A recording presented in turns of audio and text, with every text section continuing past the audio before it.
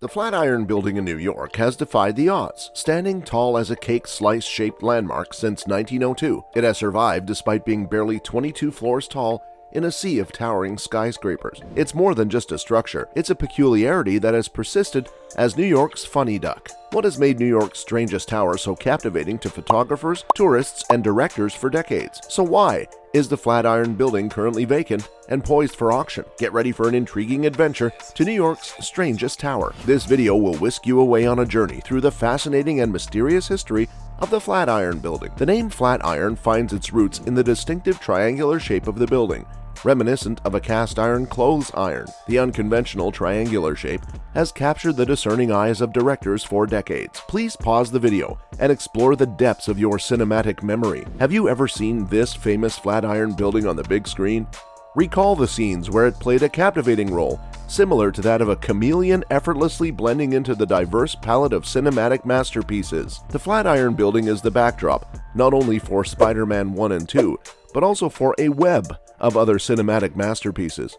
It proved to be a versatile scene stealer, effortlessly fitting into different storylines. This renowned building has remained vacant and covered in scaffolding for some years. In a recent ruling, a New York court ordered its sale at auction in early 2023, a process that had already turned into a bit of a farce. It is the most confusing chapter in the long history of this structure, which has already witnessed and survived a great deal of New York's history. This is how one of the oddest towers in the city came to be, and how it developed into an iconic structure.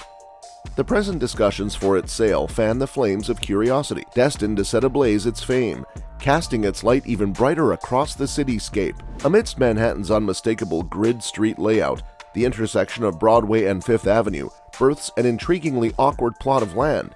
But as history has shown, New York City's ambition knows no bounds, even when faced with such challenging circumstances. Undeterred by the peculiar sight, the Fuller Company seized the opportunity. They enlisted the acclaimed architect Daniel Burnham from Chicago to craft a visionary headquarters that would squeeze every last drop out of the available space, leaving no stone unturned and no inch wasted. He returned with the Fuller Building, a striking 22-story masterpiece of steel and stone with intricate carvings. The new tower's construction accelerated, at times adding a new floor every week, when the design was approved and a number of smaller residential and commercial buildings were torn down. Construction teams had to be creative due to the building's unusual footprint, lack of available site workspace, and busy New York streets on either side of it. As a result, this building was among the first in the city to forego load-bearing masonry and instead take advantage of steel for its structural frame, due to a recent change in the city's fire codes. To reduce the requirement for storage, more than 3,500 metric tons of it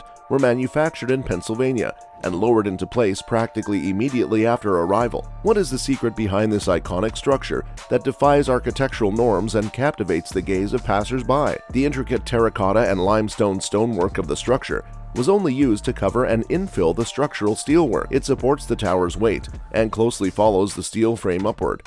At the time, this was a groundbreaking curtain wall cladding method. Many passers-by paused to view the site as the frame lifted. The Flatiron stands tall, evoking the majestic elegance of a Greek column. It deviates from the norm of high-rise structures that gracefully taper or step back as they ascend. Its central portion gracefully spreads its wings, wider than its top and bottom. The small top corner, which has an astounding angle of barely 25 degrees and is only 2 meters wide, is located at the zenith of the building, perched atop its remarkable structure. The Flatiron Building is something that Alice Sparberg Alexiou is well versed in.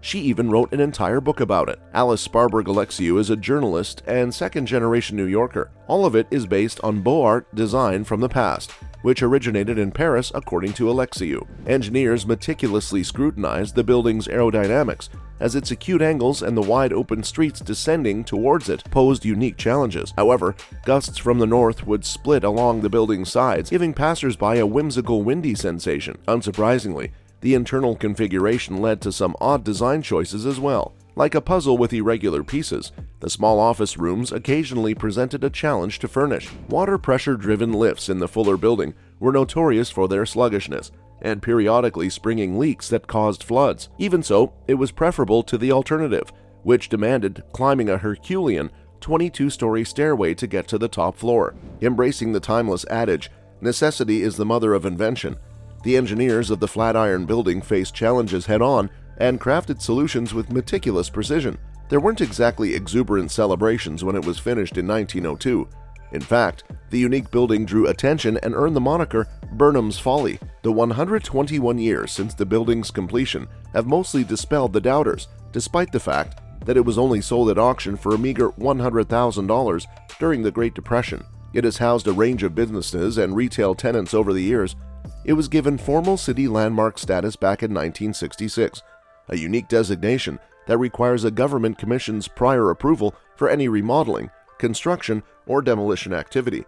The Flatiron earned the prestigious designation of a National Historic Landmark in 1989. Does the current condition of the Flatiron fail to uphold a sense of reverence for this iconic framework? Since the departure of Macmillan Publishers in 2019 and the start of renovations, the Flatiron has been vacant. The renovations, which were partially completed during the pandemic, have caused numerous conflicts between the building's present owners and future tenants. The situation deteriorated to the point where the New York State Supreme Court ordered an auction on the structure in 2023, the first of its kind in almost a century. What were the remarkable twists and turns during the auction, leading to an unexpected chain of events that left both the media and onlookers intrigued? With bids starting at $50 million, the auction was held outside on the courthouse's steps. In a sudden turn of events, it took about 40 minutes for the situation to escalate beyond expectations. An unanticipated and unknown buyer by the name of Jacob Garlick knocked over Jeff Gurai, who was the building's previous majority interest holder,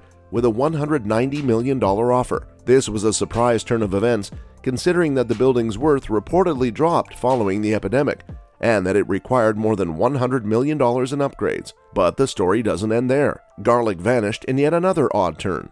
He did not make the needed $19 million down payment on schedule, and he has not responded to any of the media's numerous messages. So at this stage, you're probably pondering the sheer impossibility of such a feat. Surely one cannot simply stroll into a building auction, effortlessly outbid the competition, and then mysteriously vanish into thin air like a phantom bidder? According to court documents, bidders weren't required to make any kind of deposit in order to take part in the auction. A winner wasn't required to present any financial documentation prior to the event. Real estate experts describe this practice as quite unique, and it seems to have encouraged participation from just about everyone. Alexiou, who was present at the sale, claimed to have heard rumors regarding Garlick and his relationship with Nathan Silverstein, one of the building's previous owners. Alexiou declared that weird things are happening. Some others think that Nathan set him up for it so that they could keep raising the price and walk away with more money after losing the building. Due to the absence of a clear owner for this esteemed architectural gem, the identity and intentions of Jacob Garlick and his connection to the building remained shrouded in mystery. Consequently, the future of the Flatiron became uncertain. The Flatiron was scheduled to return to auction on May 23, 2023, further adding to the intrigue surrounding its fate. In New York, 121 years is an exceptionally long period, and this building has experienced everything. It has withstood the original opposition to its construction and weathered the challenges of the Great Depression and wartime. It has adapted to the sweeping transformations of the second half of the 20th century and is now witnessing the current shifts in how we utilize and shape our urban spaces. An attention-grabbing auction battle has emerged as the most captivating chapter in the remarkable history of this iconic structure. Contrary to its downfall, this development is poised to further elevate its legendary status. The Flatiron Building stands tall, weathered by the tides of time and witness to the ever-changing landscape of New York City. Do you believe its recent legal battles and auction proceedings will further enhance its fame and legendary status? Comment below.